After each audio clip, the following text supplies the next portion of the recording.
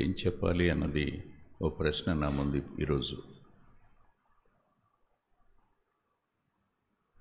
నా మనసులో అబ్రహాం ఉన్నాడు,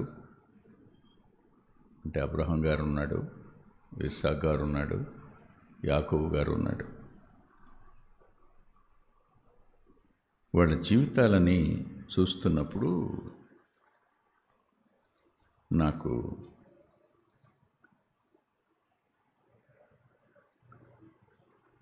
మనసులో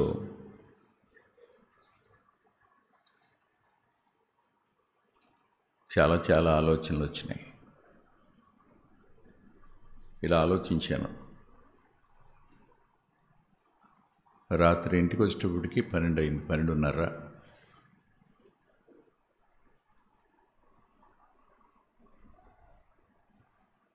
ఒకసారి అబ్రహాముని జ్ఞాపకం చేసుకుంటే, అబ్రహాం జీవితంలో ప్రభువుని అడగకుండా ఐగుప్తుకు వెళ్ళడం,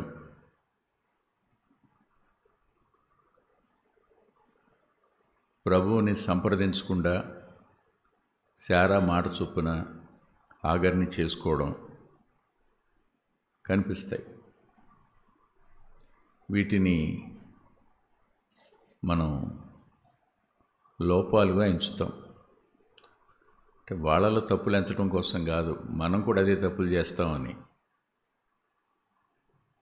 బిబిలికల్ క్యారెక్టర్స్లో లోపాలను ఎంచి చూపుతున్న ప్రతిసారి వాళ్ళకంటే మనం గొప్పవాళ్ళం అని ఎప్పుడు అనుకోకండి. ఇవన్నీ ఎందుకు రాశాడు? మనకి బుద్ధి కలగడానికి, బోధ కలగడానికి రాశాడే కానీ ఆ తప్పులు చేయమని కాదు, చేసి సమర్థించుకోండి కాదు. తర్వాత ఇస్సాకు దగ్గరికి వచ్చాను. ఇస్సాకు దగ్గర కూడా లోపం కనపడింది. దేవుడు ఎవరిని ఆశీర్వదించాడు అతన్ని గాక, దేవుడు ఎవరిని త్రోసివేశాడో అతన్ని ఆశీర్వదించాలనుకున్నాడు. ఏదో లోపం కనపడింది. ఇంకా యాకోబు గారి దగ్గరికి వచ్చాను. ఏం కనపడతాయి? అబ్రహాము ఇస్సాకుల యొక్క స్వభావం మంది కాకపోయినా 99.9% యాకోబుకు మనం సరిపోతాం. 100% కూడా కాదు. కారణం చెప్పండి.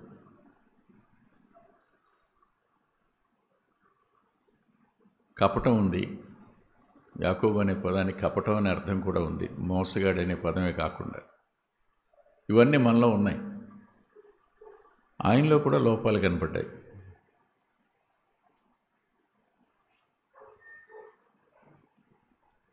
పట్టెడు అన్నం పెట్టినందుకు జ్యేష్ఠత్వం ఇస్తావా అని అడుగుతాడు ఎవరైనా?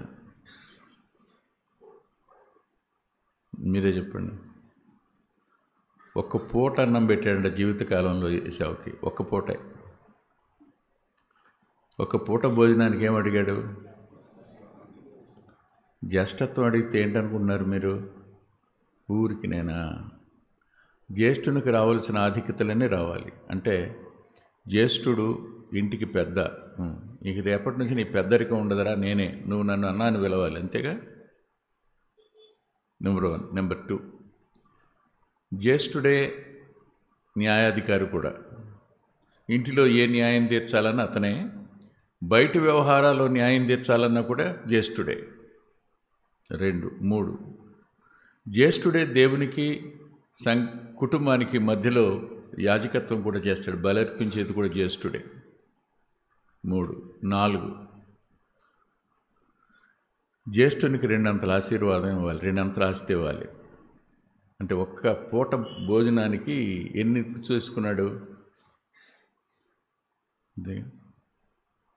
అబ్బాయి, నువ్వు నన్ను అడుగుతున్నావు పెన్నం ఇస్తా, కానీ వాడు గుర్తుపెట్టుకో, నువ్వు నన్ను బెదవాడు తీసుకెళ్ళాలి.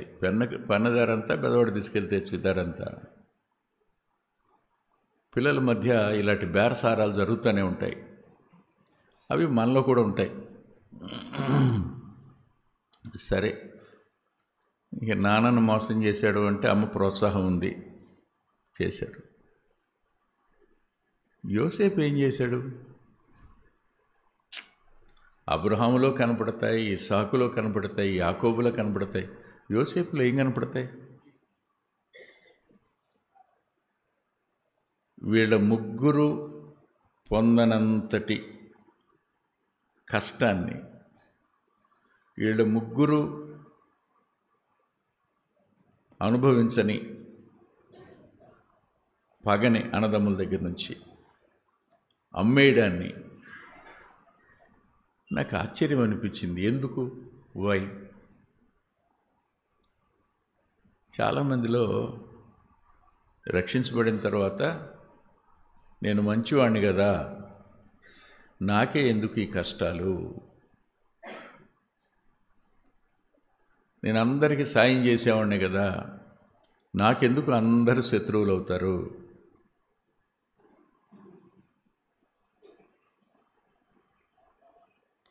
నేను ఎవరికి నష్టం చేశాను, నాకే ఎందుకు ఇన్ని బాధలు? ఇలాంటి ప్రశ్నలు ఖచ్చితంగా వస్తాయి, రావు? ఇప్పుడు నేను ఆలోచిస్తూ ఉంటే అబ్రహాము 25 సంవత్సరాలు ఎదురు చూశాడు, 25 years. 75లో పిలిచాడు దేవుణ్ణి, 100 yearsకి బిడ్డనిచ్చాడు. వెయిటింగ్ పీరియడ్ ఎంత? 25, రైట్. ఇస్సాకు 40 ఏళ్ళప్పుడు పెళ్ళయింది, పిల్లలు పుట్టేటప్పటికి 60 ఏళ్ళు అయినాయి, 20 ఏళ్ళు ఎదురు చూశాడు. యాకోబు 20, యోసేపు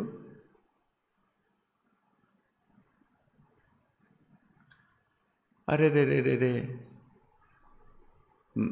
ఆ ముగ్గురిలో 25, 20, 20 ఉంటే ఈయన కూడానా?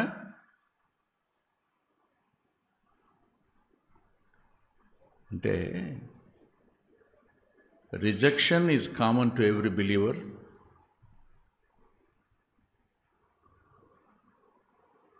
Pain is common to every believer.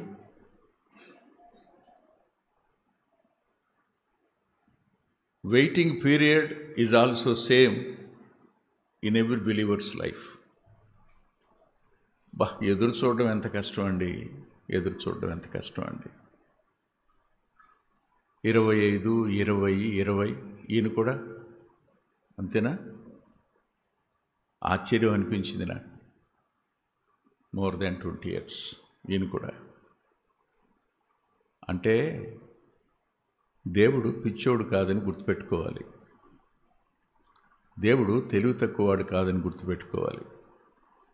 Abraham జీవితంలో ఆలస్యం ఎందుకు చేశాడు? ఇస్సాకు జీవితంలో ఆలస్యం ఎందుకు చేశాడు? యాకోబు జీవితంలో ఆలస్యం ఎందుకు చేశాడు? యోసేపు జీవితంలో ఆలస్యం ఎందుకు చేశాడు? మీరు చెప్పండి, నేను ముగిస్తాను.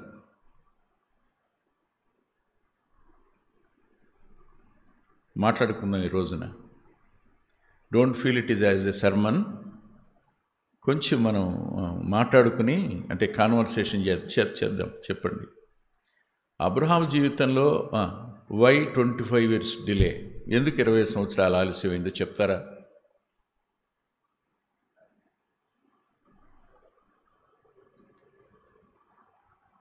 పర్లేదు చెప్పండి, ఏమో మనం మాట్లాడుకుందాం ఉంటున్నాను కదా నేను. విన్నానా?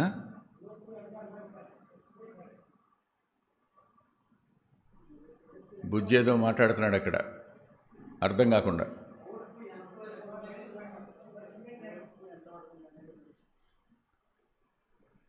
అంటే దేవుడు పరీక్ష పెడతాడని ఉద్దేశమా?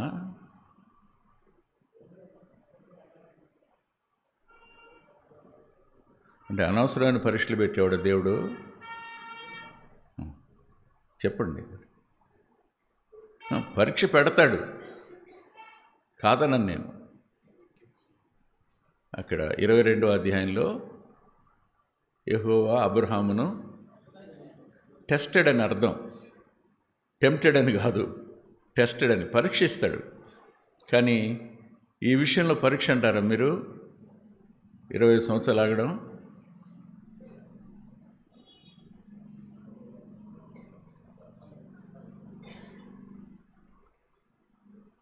మీరు చెప్తేనే నేను ముందుకెళ్తలేదు, నా వల్ల కాదు. ఇక answer is yours, question is mine. Today question and answers session అనుకోండి ఇది. మీరు అబ్రహాము జీవితంలో 20 సంవత్సరాల ఆలస్యం ఎందుకు అని అడిగాను, చెప్పండి. వెనక నుంచి బుజ్జి ఏదో చెప్పాడు. చార్లీ ఏం చెప్తావు తమ్ముడు? చెప్పు నాన్న.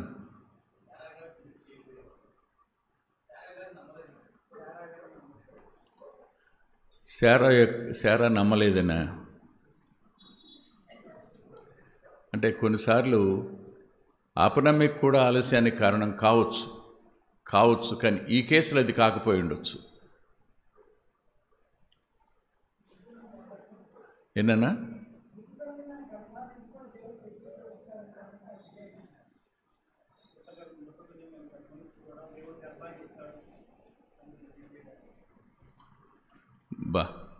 టు టీచ్ ఏ లెసన్, ఒక పాఠం నేర్పడానికి, మృతమైన గర్భంలో నుండి కూడా దేవుడు ఇవ్వగలడు అని చెప్పడం కోసం ఆలస్యం చేశాడు. బాగుంది Charlie, yours answer is so better than mine even. నేను అనుకున్న దానికంటే కూడా చాలా బాగుంది. ఇంకెవరైనా?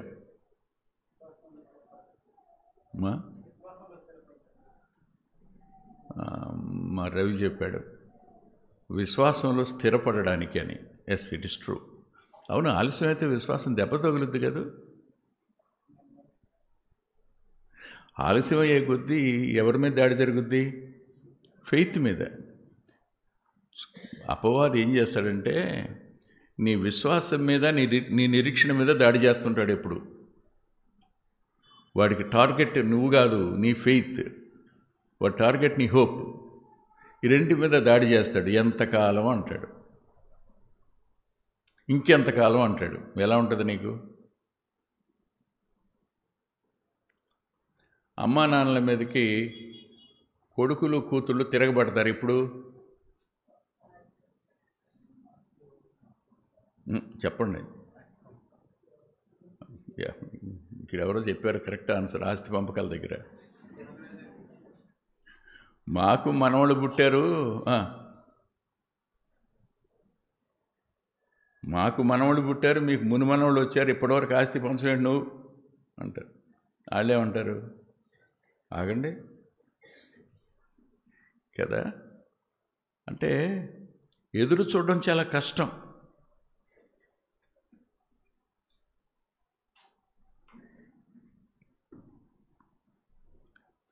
విశ్వాస జీవితంలో ఓర్పు నేర్పేది దేవుని ఆలస్యం. ఓర్పు ఎక్కడా నేర్చుకోలేం. ఆలస్యం వద్దే ఓర్చుకోవడం నేర్చుకుంటాం.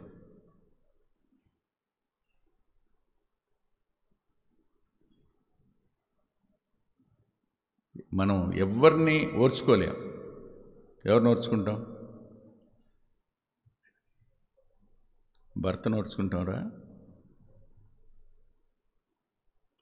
సుబ్బారావు గారు భార్యను ఓర్చుకుంటారా? ఇంతకాలం ఓర్చుకుంటున్నాను కదా అన్నయ్య అంటారా? లోపల బాధే కదా. ఓర్చుకుంటున్నాం కానీ ఎవరిలాగా ఓర్చుకోలేము? మాట్లాడండి. ప్రభు మనల్ని ఓర్చుకున్నట్టుగా మనం ఓర్చుకోలేం. బల దగ్గరికి వస్తున్నాం, ఇందులో నాకు పాలు పంపులు ఉన్నాయంటున్నాం. ఆలస్యం దగ్గర ఓర్చుకోలేం, ఆయన మీద తిరగబడతాం. ఎంత తిరగబడి ఉంటామో మీరే ఆలోచించండి. అసలేక ఊహకు అందదు. How long, how far, how many years, ఎన్ని క్వశ్చన్స్ వస్తాయో. కానీ ఇంకొక మాట కూడా చెప్పిన, God knows the right time rather than you and me. ఓర్పు నేర్పడమే కాదు, దేవునికి ఒక ప్రణాళిక ఉంది. దేవుని ప్రణాళిక మేర ఆయన చేస్తున్నాడు, మనం ఆయనకు అప్పగించుకోగలిగితే. విశ్వాసి జీవితంలో దేవునికి అప్పగించుకోగలగడం అనేది అత్యున్నతమైన పాఠం. మధ్యలో శారమ్మ గారు లాంటి వాళ్ళు, అమ్మ నువ్వు కాదు, శారమ్మ గారి లాంటి వాళ్ళు ఇన్వాల్వ్ అయితే ఇష్మాయిల్ లాంటి సమస్య వస్తుంది. అది ప్రపంచ సమస్య కూర్చుంటుంది, మనం ఏం చేయలేం. దేవుడు అబ్రహాము జీవితంలో ఆలస్యం చేశాడు, బాగుంది. మరి ఇస్సాకు జీవితంలో ఆలస్యం ఏంటి?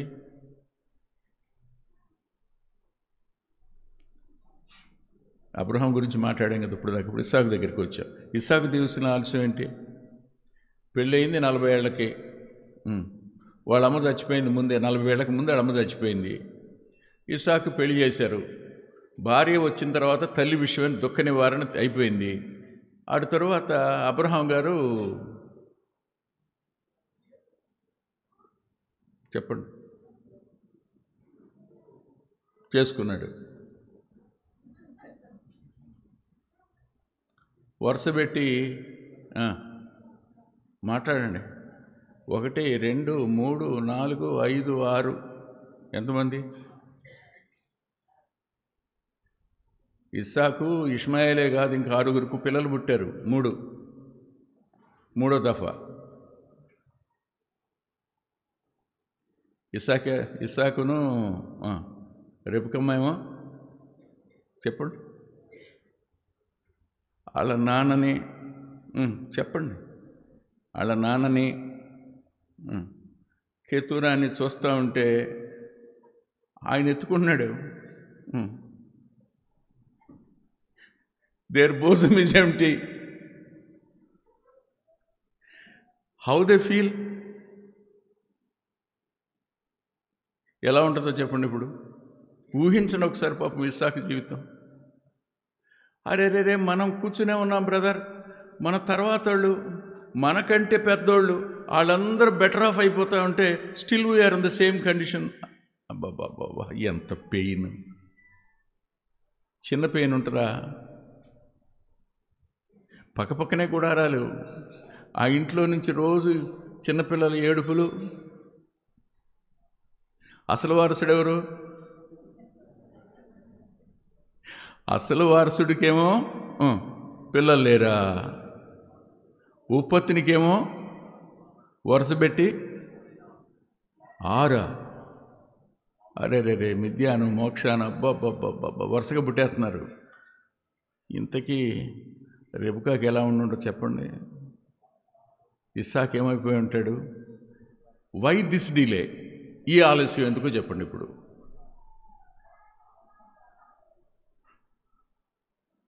యాక్చువల్గా that is not time for the marriage, that is not time for the children's birth. వీళ్ళకి రైట్ టైం, కానీ వీళ్ళకి ఇవ్వాల. ఓ తెలుగు ఎలా అన్నాడు, హెరిడిటరీ సార్, మనం ఏం చేస్తామని. మా వంశంలోనే ఉంది సార్, మా తాతయ్యకి ఆలస్యం, మా నాన్నకి ఆలస్యం, నాకు ఆలస్యం. ఇంక దేని మీద దాని మీద తోసేస్తే ఏం ప్రాబ్లం ఏమి ఉండదు, కానీ పాఠం ఏం నేర్చుకోం కదా. ఇప్పుడు ఆలోచిద్దాం, ఇస్సాకు ఆలస్యం ఎందుకు?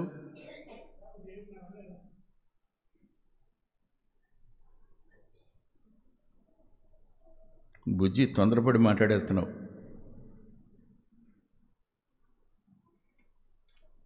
ఆలోచించి చెప్పు.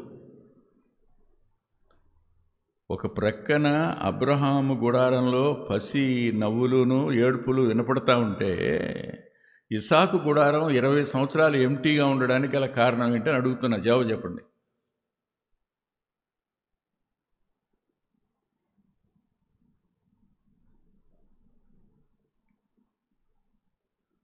ఇస్సాకు బలిపీఠం మీద నుంచి కిందకి దింపబడినవాడు, సామాన్యుడేం కాదు.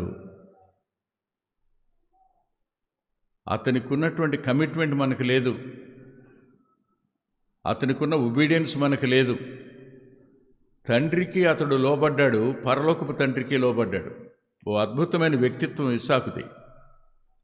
అంత అద్భుతమైన వ్యక్తిత్వం ఉన్న వ్యక్తి జీవితంలో డిలే. వై?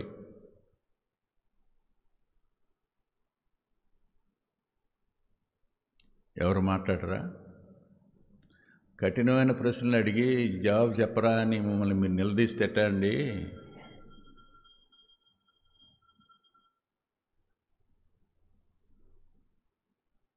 ఎవరూ మాట్లాడట్లేదు. ఆలోచించి చెప్పండి. సుబ్రహ్మణ్యం గారు ఏమంటారు? తమ్ముడు లక్ష్మయ్య,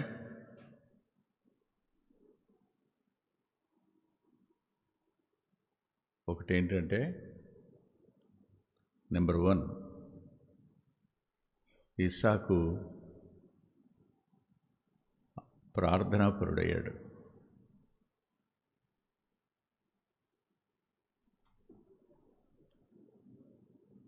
తండ్రి ప్రార్థనను బట్టి కాదు ఇస్సాకుకు పిల్లలు పుట్టింది, ఇస్సాకు ప్రార్థనను బట్టి రాసుంటుంది అక్కడ.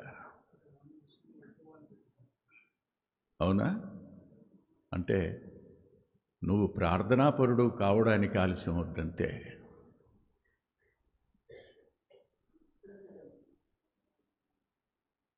వచనం చూడలేదా మీరు?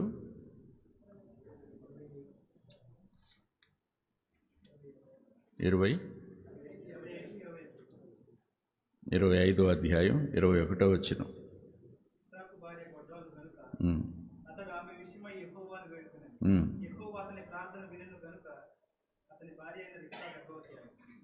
అంటే ఈ 40 ఇయర్స్, ఈ 20 ఇయర్స్లో ఇస్సాకు ఏమయ్యాడు చెప్పండి? ప్రార్థనాపరుడయ్యాడు. మరి రిబకమ్మ దేవుని దగ్గరకు వెళ్ళి అడిగి జవాబు పొందగలిగిన స్థాయికి వచ్చింది. చూడండి క్రింద, అయ్యా ఏంటి బాధ లోపల? లోపల ఏంటి కొట్టుకుంటున్నట్టుగా ఉంది? పిల్లలంటే లోపల తిరుగుతారు కానీ కొట్టుకుంటారా? విచిత్రం ఏంటంటే ఇద్దరు లోపల పోట్లాడుకుంటున్నారంట. అంతేగా రాశాడు. పెనుగులాడంటే అర్థమేంటి సార్? ఇద్దరు ఆడపిల్లలున్నా అంతే, ఇద్దరు మగపిల్లలున్నా అంతే. ఇద్దరు ఆడపిల్లలుంటే కొట్లాట, ఇద్దరు మగపిల్లలుంటే కొట్లాట. ఒక ఆడపిల్ల ఒక మగపిల్లవాడు ఉంటే పోట్లాట, మాట్లాట ఉంటుంది ఖచ్చితం. ఇది లేకుండా పోదు. కడుపులో వాళ్ళిద్దరూ పెనుగులాడుతూ ఉంటే దేవుని దగ్గరికి వెళ్ళి జవాబు పొందే స్థాయికి ఎవరు వచ్చారు? That's why lord delayed. తెలివి తక్కువడేం కాదు ఆయన. సరే, ఇటు వచ్చేద్దాం. మరి యాకోబు జీవితంలో 20 ఏళ్ళు ఎందుకు?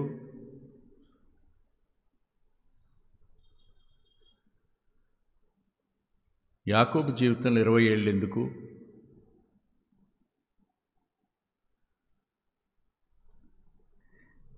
మీరేమీ మాట్లాడలేదు, మౌనంగా ఉంటున్నారు. చెప్పండి.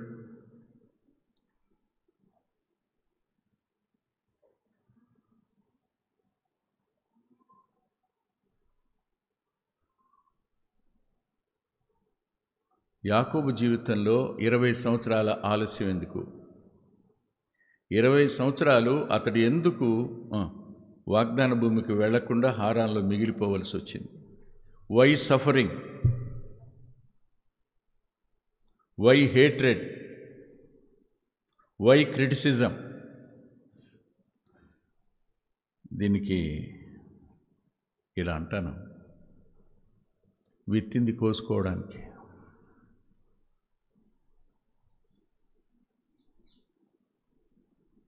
ఒప్పుకోలేరుగా మీరు? విత్తింది కోసుకోవాల్సిందే కదా. దేవుడు ప్రత్యక్షమయ్యాడు బేతేలులో, తోడుగా ఉంటానన్నాడు. ఓ మాట అడిగాడు, అయ్యా నువ్వు నన్ను ఆశీర్వదిస్తే, నాకు అన్నం పెడితే, నాకు బట్టలు ఇస్తే అప్పుడు నువ్వు నా దేవుడివై ఉంటావు అని కింద ఒక మాట అన్నాడు. నువ్వు ఎంత ఇస్తే అందులో నీకు 10వ వంతు ఇస్తానా అన్నాడు. ఏముంది యాకోబులో? క్షమిస్తారా? అన్నకి ఆశ చూపాడు, నాన్నకి ఆశ చూపాడు. అంటే మనం దేవుణ్ణి ఎలా అర్థం చేసుకుంటాం? ప్రభువా నువ్వు చేసావనుకో, ఇవాళ కూడా మనం దేవునికి లంచం పెట్టడానికి ప్రయత్నం చేస్తూనే ఉంటాం. మనం అంతా అంతే. నేను అనుకున్నాను బ్రదర్, మొక్కుకున్నానండి అంట. మొక్కుకోవడం అంటే ఏంటి?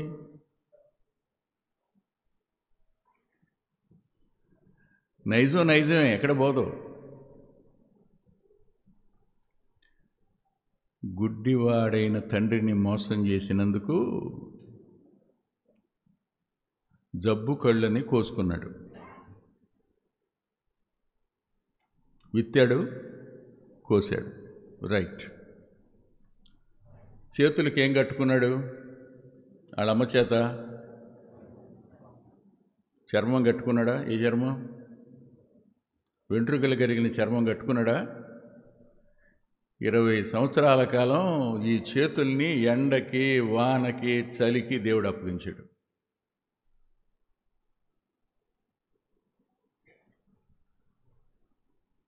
I may call it chastisement. First chastisement నాకు యాకోబు జీవితంలో కనిపించింది. దేవుడు క్రమశిక్షణాయుతమైన చర్య.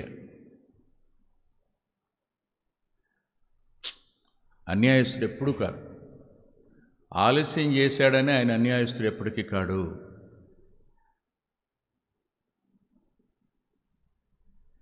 సరే, ఇంకేమన్నా చెప్తారా మీరు?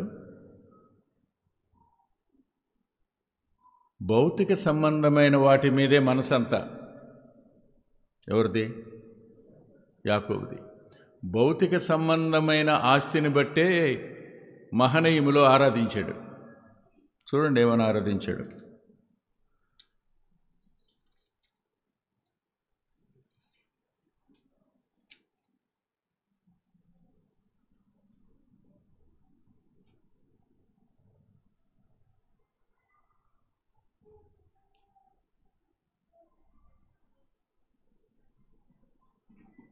పదవచనం, నీవు సేవకుని చేసిన సమస్తమైన ఉపకారములకు సమస్త సత్యమునకు అపాత్రుడను. ఎట్లనగా నా చేతికరతో మాత్రమే యోర్ధాను దాటి తిని ఇప్పుడు నేను అంటే ఏమిటి ఆరాధన? అయ్యా నేను నూనె బుడ్డు కూడా తెలిసి అక్కడ బేతేల్లో ఒక కర్ర ఒకటి తీసుకుని దాటే అంతే. ఇప్పుడు తిరిగి వస్తూ ఉంటే ఎంతమంది ఉన్నారు?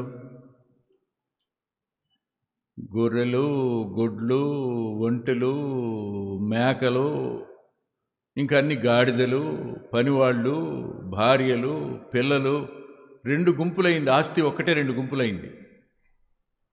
దీనంతటా నేను అపాత్రుని ప్రభువా అన్నాడు. కానీ అన్న వస్తున్నాడు అని తెలిసిన తర్వాత నుంచి ఇది చేసిన ప్రార్థన అప్పుడే, కానీ ఇంకా పెరిగింది. పెరిగి పెరిగి పెరిగి పెరిగి అందరినీ రేవు దాటించేసి ఒక్కడే మిగిలిపోయాడు. ఎబ్బోకులో పెనుయేలు అంటాం దాన్ని. అక్కడ ఆగిపోయాడు. ఆగిపోయినప్పుడు వై లార్డ్ అలౌస్ ఎనిమిటీ, దేవుడు ఈ ఆలస్యాల మధ్యన శత్రుత్వాన్ని ఎందుకు అనుమతిస్తాడు? శత్రుత్వాన్ని ఎందుకు అనుమతిస్తాడు అని అంటే, భౌతిక సంబంధమైన వాటి మీద నుండి మన మనసు శాశ్వతమైన నిత్యమైన వాటి మీదకి వెళ్ళడం కోసం అనుమతిస్తాడు.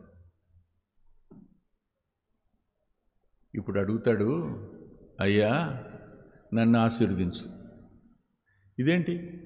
ఇంతకు ముందే కదయ్యా మహనయంలో 2 గుంపులు చేసావు ప్రభువా, నేను అపాత్రుణ్ణి అన్నాం.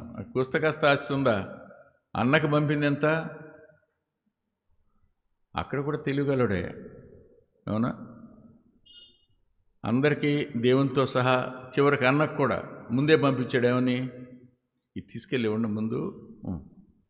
ఒడిలో ఉంచిన బహుమానం కోపాన్ని చల్లారుస్తుందని ఉంది కదా. మారదు పద్ధతి ఎప్పుడూను. వ్యక్తిత్వమే. ఆ స్వభావానికి ఉన్న లక్షణం అది. అన్నకు కూడా పంపాడు. కానీ ఇప్పుడు మాత్రం దేవునికి ఏమి ఇస్తాననలా. అయ్యా నన్ను ఆశీర్వదించు చాలన్నాడు. ఇదేంటి యాకోబు, ఇంత ఆశీర్వాదం ఉందిగా నీకు? చాలా ఆశీర్వాదం ఉంది, కొంచెం ఆశీర్వాదమా? కాదు కదా, మళ్ళీ ఆశీర్వాదం. అయ్యా తెల్లవారితే అది ఉండదని అర్థమైంది. ఇప్పుడు రేపేం జరుగుద్దో తెలుసా? ఇవాళ మనకు వీళ్ళు ఉన్నారు అనుకుంటే రేపు వాళ్ళు ఉండకపోవచ్చు కదా. ఇవాళ మనకి ఉన్నాయి అనుకుంటే రేపు ఉండకపోవచ్చు కదా. The worldly blessings are purely temporary. ఏముండవు అవి, రేపటికి మిగిలి ఉండవు. కానీ ఏది శాశ్వతమైంది?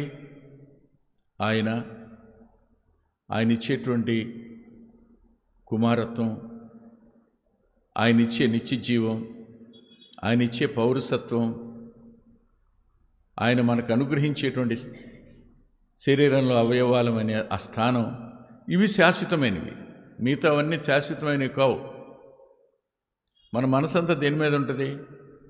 ఇది లేదే, అది లేదే, అది తక్కువైంది, ఇది తక్కువైంది, ఇదే ఫీలింగ్. ఆ రోజు అడిగాడు, అయ్యా నన్ను ఆశీర్వదించయ్యా అని. అంటే దేవుడు ఆలస్యం దగ్గర ఎందుకు ఆయన పరీక్షకు అనుమతిస్తాడు, ఎందుకు పోరాటానికి అనుమతిస్తాడు, ఎందుకు శత్రుత్వానికి అనుమతిస్తాడు అంటే మనల్ని ఇంకా బెటర్ పొజిషన్లోకి తీసుకుని వెళ్ళడానికి, మనల్ని రూపాంతరపరచడం కోసం ఆలస్యం చేస్తాడు. అంతకు మించి మరొకటి ఏం కాదు. యాకోబు ఆ రోజునే ఇశ్రాయేలుగా మారింది. Which is most important? Wealth,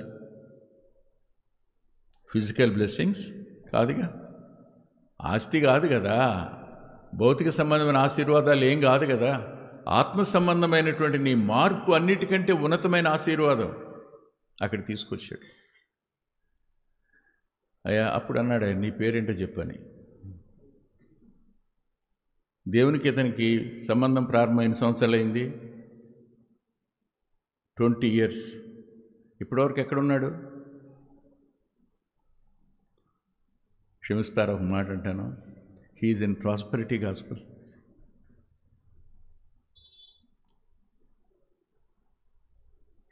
ఇరవై ఏళ్ల కాలం భౌతిక సంబంధమైన ప్రాస్పరిటీ కోసమే. ఇవాళ కూడా చాలామంది విశ్వాసులు, నిజంగా రక్షించబడిన వాళ్ళు కూడా భౌతిక సంబంధమైన ఆశీర్వాదమే ఆశీర్వాదం అనుకుంటున్నారు. కానీ బ్రతుకు మార్చబడి తిరిగి జన్మించటం ఆశీర్వాదం అనే ఆలోచన దగ్గరికి రావటంలా. దుఃఖం. అందుకు అనుమతించాడు, అందుకు ఆలస్యం చేశాడు. ఈ యాకోబును వదిలేద్దాం. మరి జోసెఫ్ సంగతి ఏంటి? ఐగుప్తుకు వచ్చినప్పుడు 17 సంవత్సరాలు అతని వయస్సు కదా. అతడు సింహాసనం దగ్గరికి వెళ్ళేటప్పటికి ఎన్ని? 30 సంవత్సరాలు. ఎన్ని సంవత్సరాలు? 13 years డిలే, 13 సంవత్సరాలు. అబ్రహాముతో, ఇస్సాకుతో, యాకోబుతో పోల్చుకుంటే 13 తక్కువే. కానీ ఒక మాట చెప్పునా,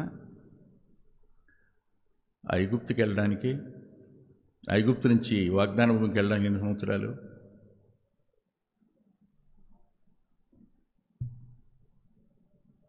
తానున్న బాధాకరమైన స్థితిలో నుండి ఉన్నతమైన స్థితిలోకి రావడానికే 13. బ్రతికుండగా వాగ్దాన భూమికి మళ్ళీ వెళ్ళగలిగాడా? అతని ఎముకలు తప్ప. కానీ నిరీక్షణ కోల్పోయాడా? వస్తాడు తప్పకుండా. దేవుడు ఎందుకు దీన్ని అనుమతించాడు? వై లార్డ్ అలౌడ్ అనంటే, నేను ఇలా ఆలోచించాను. యోసేపులో తను బయలుపరుచుకోవాలనుకున్నాడు ప్రభు.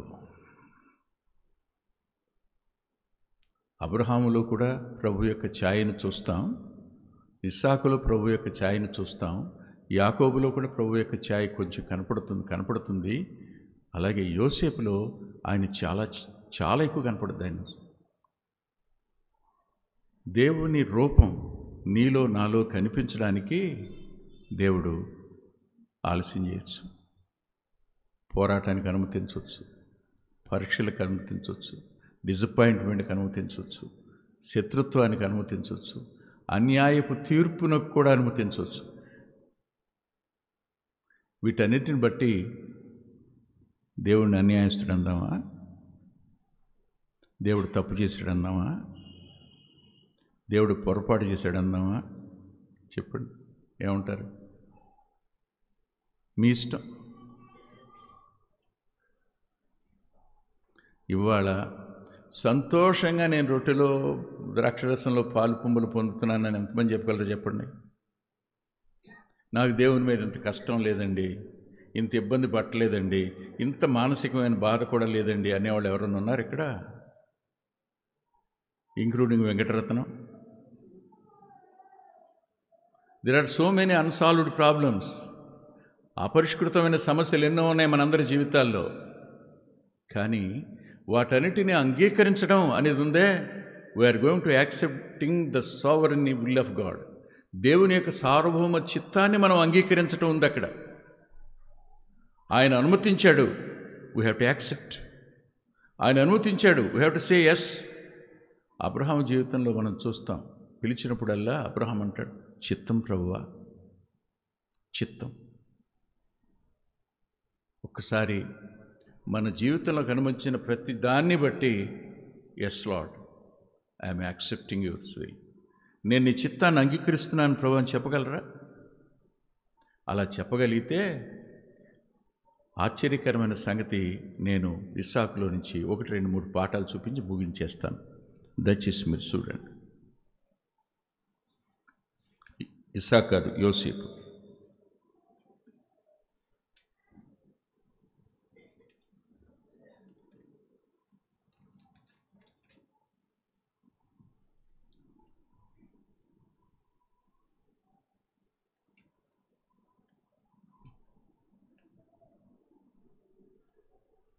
ఆదికాండం 45వ అధ్యాయం.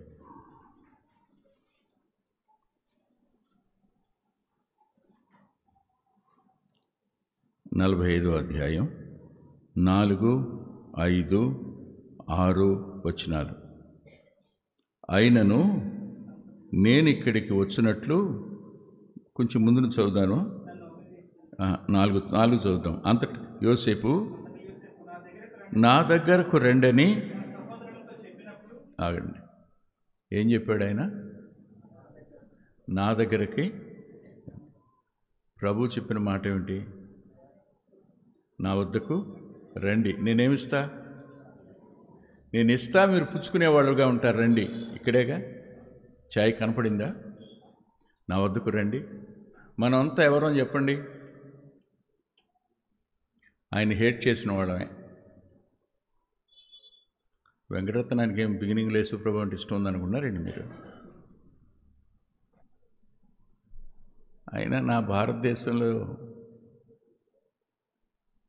అందరు లేరు అంటే అసలు దేవుడే లేడనే సిద్ధాంతంలో ఉండి ఆర్గ్యుమెంట్స్ అన్నమాట ఇవన్నీ.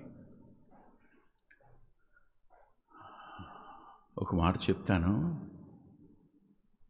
అలాంటి నన్ను కూడా నా దగ్గరికి రాని పిలిచినవాడు, సహోదరులుగా భావించి సహోదరుడు అనడానికి సిగ్గుపడక రమ్మని పిలిచిన పిలుపు యోసేపు మొట్టమొదటి పిలుపుగా కనపడుద్ది మనకి. తరువాత మాట చూడండి. అప్పుడు అతడు ఐగుప్తునకు వెళ్ళినట్లు మీరు అమ్మివేసిన మీ సహోదరుని యోసేపును. ఇవాళ దేనికోసం అమ్మేసుకుంటున్నాం మనం ప్రభువుని?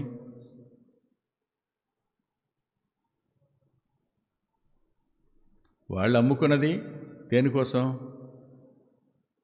డబ్బుల కోసం అమ్మలా. అలాగేం డబ్బులు లేనివాళ్ళ? బ్రహ్మాండమైన ఆస్తులు ఉన్నాయి, పనివారు ఉన్నారు, అన్నీ ఉన్నాయి. ఏం లేక అమ్మారు? ఏం లేక అమ్మారు? ఓరవలేక అమ్మారు అంతే. ఇవాళ ప్రభువుని మనం ఎందుకు అమ్ముకుంటున్నాం చెప్తారా? అది చిన్న చిన్న రీజన్స్ కోసం కూడా ప్రభువుని అమ్మేసుకుంటున్నాం.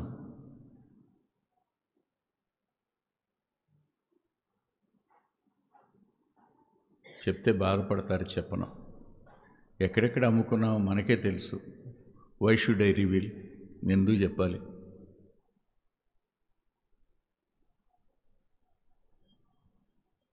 ఆలోచించండి ఒకసారి. వాళ్ళు అమ్మారు, మనం కూడా అమ్ముకున్న వాళ్ళమే. 2, 3 చూడండి. ఆయనను నేనిక్కడికి వచ్చినట్లు మీరు నన్ను అమ్మివేసినందుకు అమ్మి వేసుకున్న వారి దుఃఖాన్ని నివారించేటువంటి వ్యక్తిత్వం యోసేపుది, ప్రభుది అదే. మనం అమ్మేశాం, ప్రతి చిన్నదానికి అమ్మేశాం. సుఖం కోసం అమ్మేశాం, ఇష్టం కోసం అమ్మేశాం, స్థానం కోసం అమ్మేశాం, స్థాయి కోసం అమ్మేశాం, ఉద్యోగం కోసం అమ్మేశాం, చాలా వాటి కోసం అమ్ముకున్నాం. ఇప్పుడు మనమే అమ్ముకున్నామని అర్థమయ్యాక, సింహాసనాసీనుడై ఉండి మనల్ని పోషించేవాడు ఆయన అని అర్థమైనప్పుడు, ఎవరిని మనం ద్వేషించామో, ఎవరి మీద మనం పగబట్టామో, ఎవరి మీద మరింత పగ పెంచుకున్నామో, ఎవరిని అమ్మేయడానికి మనం కారణమయ్యామో, ఆయన రేపటి దినాన సింహాసనాసీనుడిగా కనపడుతున్నప్పుడు చెప్పండి, లోకం ఏమైపోద్ది? మనం రక్షించబడ్డ సహోదరులం అయిన తర్వాత కూడా మన వైఖరిలో వచ్చిన మార్పులు, మన ప్రవర్తన, మన భావోద్రేకాలు, ఇవన్నీ నిజంగా మనల్ని దుఃఖపెడతాయి కదా. అందుకనే ఓసారి నా స్నేహితుడు ఒకడు మాట అన్నాడు. నా స్నేహితుడు ఏమన్నాడంటే, అందరికీ అన్ని పరిచర్యలు దేవుడు ఇచ్చేశాడట. దేవదూతల పరిచర్య దేవదూతలదట, రక్షించబడే ఆత్మలకు వారి పరిచారకులు. ఏం పరిచర్య చేస్తారో ప్రస్తుతానికి తెలియదు, ఇప్పటికి చేస్తూనే ఉన్నారు వాళ్ళు. అలాగే సంఘం లోపల పరిచర్య అందరికీ అప్పగించాడు, ఒక్క పరిచర్య మాత్రం ఎవ్వరికి అప్పగించడంట ఆయన. ఆ పరిచర్య ఏమిటంటే, ప్రతివాని కన్నీటి బాష్ప బిందువులు తుడవడం. అది మాత్రం ఆయన ఒక్కడే చేస్తాడు, నీకెవ్వరికి ఇవ్వడంట ఆయన. కారణం ఏంటి? కన్నీటికి ఒక భాష ఉంటుంది, తెలుసా మీకు? కన్నీరు మాట్లాడుతుంది. కన్నీటి భాష ఎరిగినవాడు ఆయన. 2, కన్నీటి యొక్క బాధ ఎరిగినవాడు ఆయన. 3, కన్నీటి యొక్క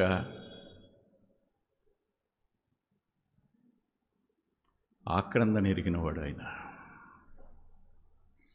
ఊరికినే కన్నీరు రాదు. ఆయన మనవలనే ఎంత కన్నీరు కార్చాడో.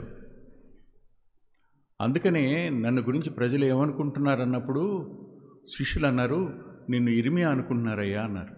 కారణం ఏంటి? పాత నిబంధన గ్రంథంలో ఇర్మియాకున్న పేరు ఏంటంటే దుఃఖ ప్రవక్త అని. ఎప్పుడూ ఏడుస్తూనే ఉంటాడు, ఎప్పుడూ కన్నీరు కారుస్తూనే ఉంటాడు. ఆ కంటికి కన్నీటికి ఎడతెరిపి లేదు. ప్రభు కూడా అంతే. మనకు కనిపించే సందర్భాలు కనపడతాయి, కానీ హెబ్రీ గ్రంథం దగ్గరికి వెళ్ళినప్పుడు ఆయన ఎంత కన్నీరు కార్చాడో కనపడద్ది. అందుకనే ఆయన గ్రంథం తెరిచి ఆ గ్రంథంలో ఈ కన్నీరు దేనికోసం రాస్తాడట. ఆయన రాసి ఊరుకోడు. విచిత్రమైన సంగతి ఏమిటంటే, నీ కన్నీటిని కవిలలో రాశాడు. కవిల అంటే పుస్తకం. కవిలలో రాశాడు. నీ కన్నీటిని ఆయన తన బుడ్డిలో పట్టుకున్నాడంట. అంటే నీ కన్నీరంతా ఆయన ముందు ఉందన్నమాట కదా. God is going to preserve hour tears even. ఇప్పుడు చెప్పిన తర్వాత ఈ సహోదరులు ఏమైపోయి ఉంటారు చెప్పండి? ఒకడు గోడను పట్టుకుని, ఇంకోటి కిటికీని పట్టుకుని, ఇంకోటి గుమ్మాన్ని పట్టుకుని గిలగిలా విలవిలా అయిపోయి అసలు ఏం చెప్పాలి? కొట్టాం, బట్టలు లాక్కున్నాం, గోతులో తోసాం, బతులాడుతుంటే ఇన్లా అమ్మేశాం, ఇప్పుడు వచ్చి అందరం సాష్టాంగపడ్డాం. ఆ రోజు కళ చెప్పినప్పటి నుంచి కదా కోపం, ఇప్పుడు ఈ కళ నెరవేర్చబడింది కదా. ఒకానొక దినాన్న ప్రపంచంలో ఉన్న ప్రతి వ్యక్తి చూడండి, ఫిలిప్పీ పత్రిక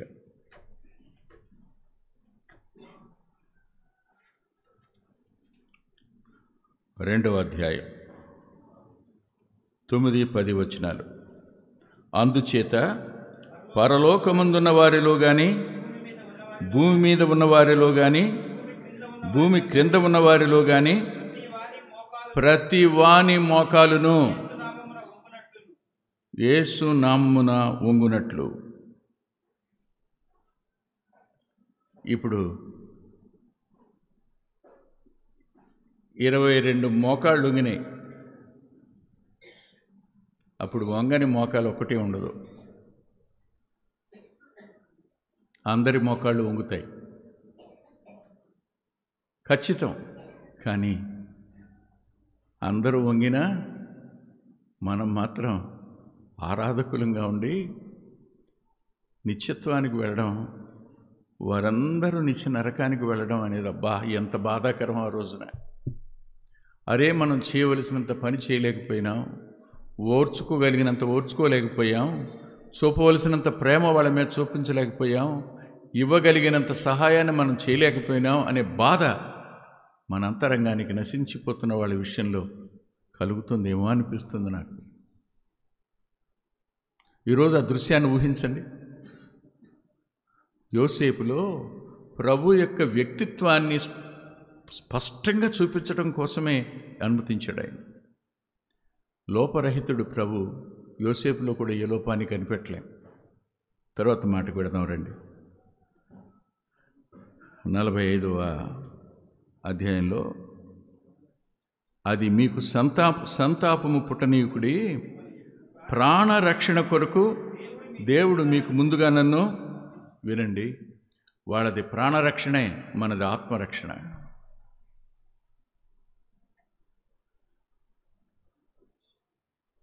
కరువులో వాళ్ళ ప్రాణాలు, 7 సంవత్సరాల కరువులో వాళ్ళ ప్రాణాలు నిలిచి ఉండడం కోసం నన్ను మీరు ముందుగా పంపారు ఇక్కడికని. అవును, యోసేపును పంపటం వెనక అన్నదమ్ముల క్రౌర్యం ఉంటే ఉంది కానీ దేవుని ప్రణాళిక లేదా? నిన్ను ఒంటరిగా పంపేయడం వెనక దేవుని ప్రణాళిక లేదా? దేవుడు లేడా నీకు తోడు? నీ వెంట లేడా? ఇప్పుడు నీ ఒంటరితనాన్ని ఆయన చూసేవాడు కాడా? నీ కన్నీటిని చూడడం లేదని అనుకుంటున్నావా? నీలో ఆయన తన స్వరూపాన్ని, సారూప్యాన్ని చూడాలని కోరుకుంటున్నాడని ఎప్పుడైనా ఆలోచించాం మనం? ఆలోచిస్తే జరిగిన ప్రతి దాని వద్ద తిరగబడం, ఆయన మీద కష్టం పెట్టుకోం, బాధ పెట్టుకోం, ఖచ్చితంగా మనం ఆయన కృతజ్ఞత కలిగి ఉంటాం. అంతేకాదు, ఇంకా చెప్పవలసినవి చాలా ఉన్నాయి. టైమింగ్ 5 నిమిషాలే ఉంది. తక్కువ మాట్లాడతాననుకుని నిలబడి ఎప్పుడు ఎక్కువ మాట్లాడుతూనే ఉన్నాను కదా, ఇది అలవాటైపోయింది లేక. సరే, ఇంకొక మాట చూసి ముగించుకుందాం రండి. ఆదికాండం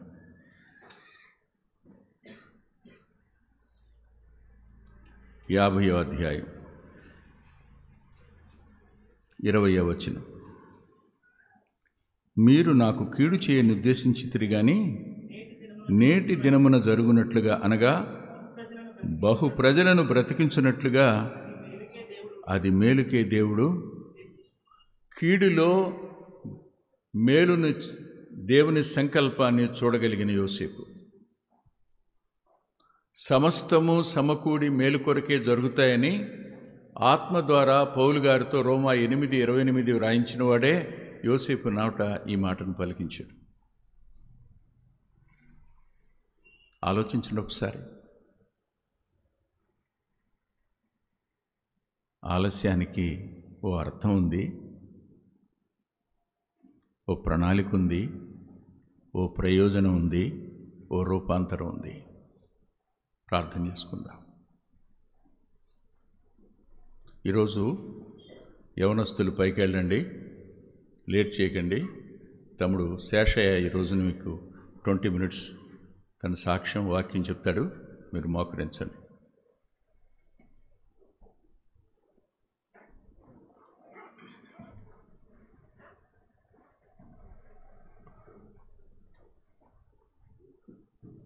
యవనస్తులందరూ వెళ్ళండి, మర్చిపోకండి. బ్రదర్స్ రండి, నాన్న రండి. ప్రేమగల తండ్రి, పరిశుద్ధుడు అయిన గొప్ప దేవ, కొద్ది మాటలు చెప్పడానికి నీ దాసుని బలపరిచారు.